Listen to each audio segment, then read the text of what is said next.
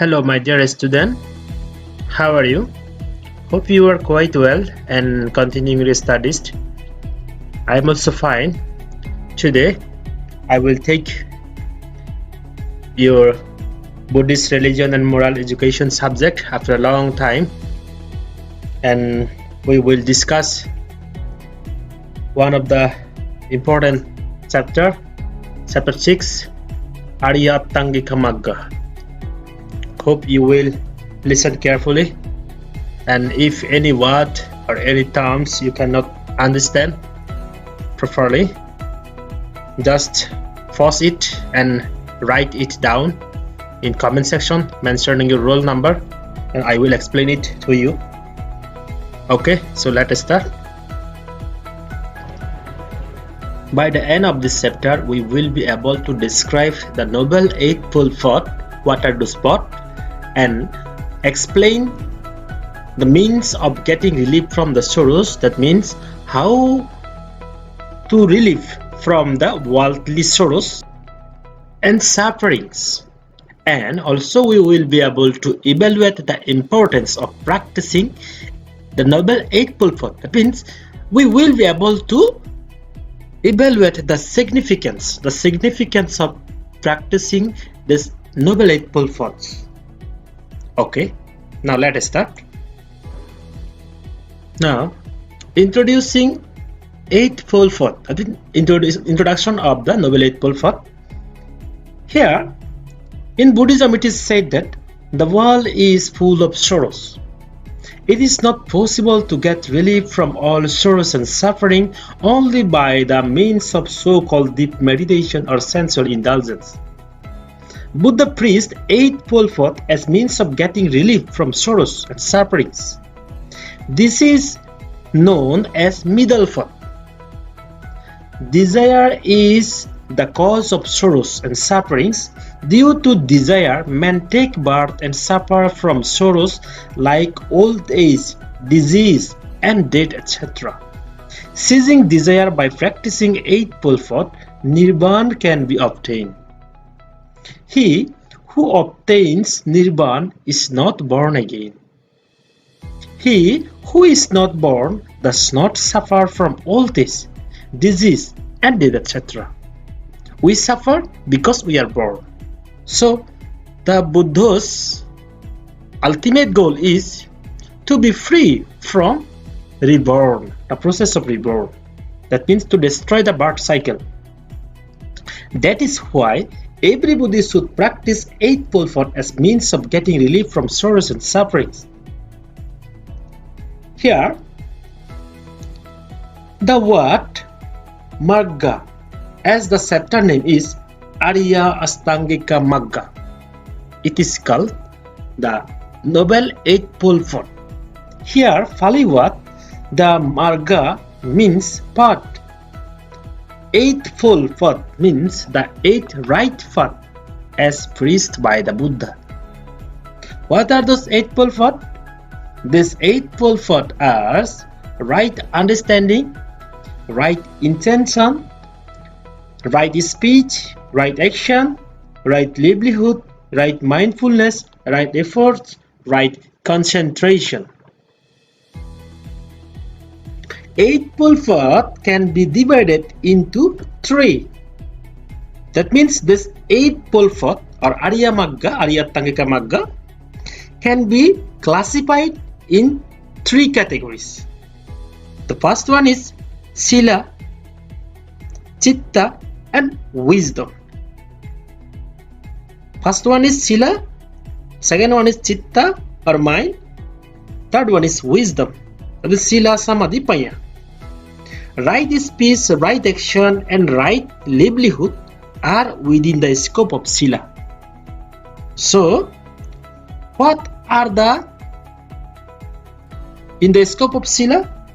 Right speech, right action, and right livelihood are within the scope of Sila.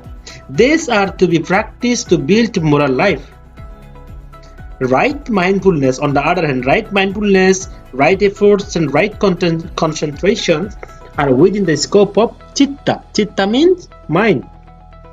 These are to be practiced for the development and integrity of mind. Right understanding and right intention are within the scope of wisdom. Right understanding and right intention are to be practiced to acquire wisdom or deep knowledge. Now, we will discuss in details this eightfold thought. That means Arya Attangika Magga. Now we will discuss in details. The first one is right understanding. Sammaditthi. It is called in Pali Sammaditthi, right understanding. Right understanding means truth or unbiased notion or right knowledge or understanding about Four Noble Truths. What were the Four Noble Truths? Can you remember? As we have discussed in our previous classes, I have explained to you that Four Noble Truths are those: sufferings, causes of sufferings, cessation of suffering, and the way to the cessation of suffering. And the way to the cessation of suffering is the Noble Eightfold Path. So, understanding means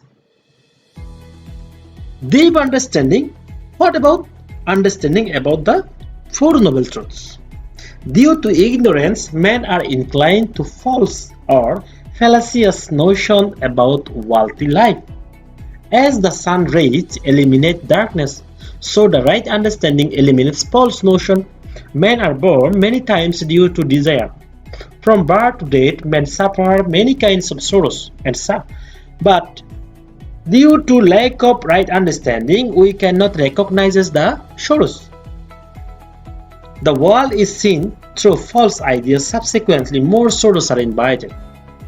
The person with right understanding can recognize good deeds. He always performs good deeds and abstain from bad deeds. He is wise. He can recognize the world rightly, and he is not misled by false idea. Now, the second one, right intention.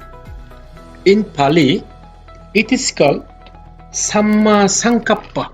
That means right intention. What does it mean? Right intention means proper or best determination, will to do proper work, determined to lead an honest life is the right intention. That is why determination is needed to avoid indulgence, greed, envy, illusion, etc. On the other hand, determination is needed for family, kindness, and welfare to others, etc. The firm will to lead a life of truth, avoiding misdeeds and accomplishing good deeds may be called as right intention. The wise always takes right intention. Now, Shammabhasa. Shammabhasa is in Pali. It means right speech. True and acceptable speech is the right speech. By avoiding lie, harsh, useless, criticizing others, concealing truth, false speech, restraint, sweet and well-spoken essential talk is the right speech. The speech which gives sorrows to others should be abandoned at the best. True, good, cordial and meaningful relationship is established. Now, the third one is right action. In Pali, it is called Sammakamanta. What is meant by right action? Proper and good deeds are right action. Action that does good to self and others, does not harm anybody, that is the right action. Avoiding killing life, stealing, indulgence, telling lies, taking drugs, and doing improper deeds is known as the right action. Acquiring knowledge earnestly by the learners is the right action. So, when you are reading book, when you are studying properly, these are considered right action. Being well educated through knowledge and doing honest work is right action. Doing own duty with honesty is the right action. Now, the fifth one, right livelihood, which in Pali is called Samma Ajivo. What does it mean? Right livelihood means right to lead a life with morality. Buddha advised to lead life with honest trading and action, avoiding pipe trading as of arms, poisons, animal meat and drugs. Any activity related to welfare and service to man and living being are right livelihood. Now, the sixth one is right effort. Right effort in Pali it is called Samma Bayamu. Samma Bayamu means right effort. Honest efforts or honest initiatives are known as the right effort. Right efforts may be practiced in four ways. For example, number 1, the effort to relinquish the dishonest work. Number 2, the effort not to produce the unborn dishonest work. Number 3, the effort to produce the unborn honest work. And number 4, the effort to preserve and increase the produced honest work. No work becomes a success in the world unless there is honest ways. Welfare work cannot take place without right effort. Our mind is always restless and widely roaming. To keep the restless mind under control and to lead rightly is known as the right effort. Now number 7, right mindfulness. That means in Pali it is called Samma Sati. What is right mindfulness? Thinking for good deeds is right mindfulness. To observe consciously in body and mind in all state of affairs is right mindfulness. Right mindfulness keeps the good consciousness always lively. It controls the mind. It helps to understand the difference between good and bad deeds. Thinking to do good deeds instead of bad deeds is right mindfulness. Man without right mindfulness is like a boat without a boatman. Now the last one, right concentration, which in Pali it is called Samma Samadhi. What does it mean? Right concentration means the concentration of mind. Concentration means the effort to control the restless mind. No work can be done properly without controlling the mind. That is why all should practice meditation to be able to control the mind. Even you also, if you cannot control your mind, you cannot concentrate in your studies. So you will not be able to understand and even to memorize without right concentration. So try to practice right concentration. So these are the Noble Eightfold Paths, and now we will discuss next one. The next one is, we will see here, role of Eightfold Path to build a moral life. That means the significance of Noble Eightfold Path in building moral life. By practicing Eightfold Path, one can get relief from sorrows and build a moral life. Greed, envy, illusion are the root of all kinds of misdeeds and immoral activities. Allurement, hatred, fascination prevail in man due to wrong idea. As a result, being unable to identify good and bad deeds, man engages in immoral activities.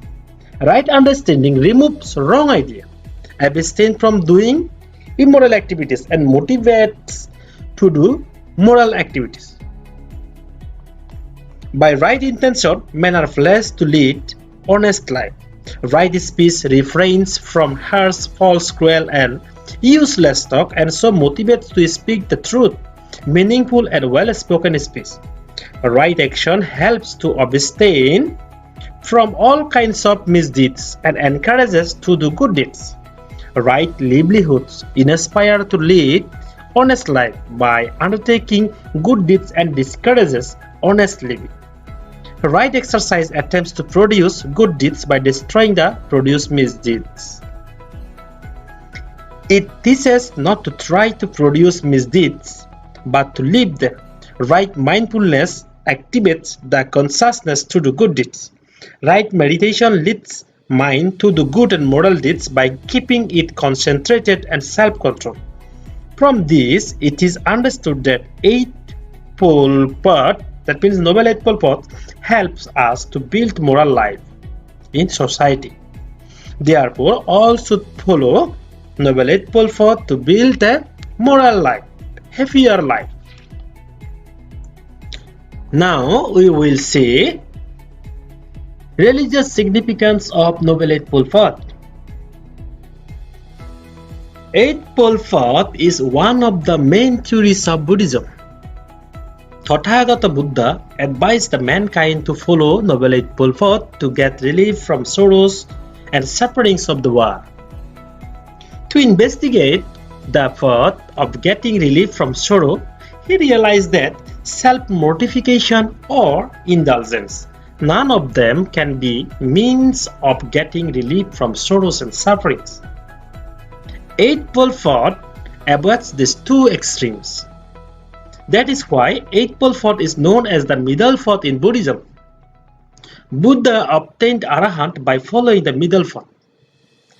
Ceasing desire by this, he got relief from the sins of birth, death, and was able to obtain the prime happiness of Nibbana. The ultimate aim of the Buddhist is Nibbana. Desire is the cause of sorrows. Due to desire, men get frequent births and suffer sorrows. Extinguishing desire is the state of Nibbana. To be free from all kinds of attachment is the state of Nibbana. To be free from ignorance, delusion, craving, attachment is the state of Nibbana. The person obtaining Nibbana does not take birth anymore. As a result, he does not suffer sorrow relating to birth. Eightfold Path is the means to obtain Nibbana. The ultimate aim of Buddhists is to obtain Nibbana. That is possible by practicing Noble Eightfold Path. In worldly life, the person practicing Noble Eightfold Path abstains from all misdeeds and leads a pious and prosperous life. The saints, Buddhist monks, shamans practicing Eightfold Path obtained Arahant and reached to the state of Nibbana. That is why the religious significance of Noble Eightfold Path is boundless, and the Buddhists should follow it to lead a happier, moral, and enlightened life. So this is for today, and hope you have enjoyed the class and try to be attentive and listen carefully. And if any terms, any word you cannot understand, just comment in the comment section mentioning your name and ID, and I will give you answer. I will elaborate you which you cannot understand. I will try to elaborate it in simple way so that you can understand. So okay, this is for now, this is for today. Hope you will continue your studies by keeping yourself safe and sound. Stay happy, stay safe. Thank you.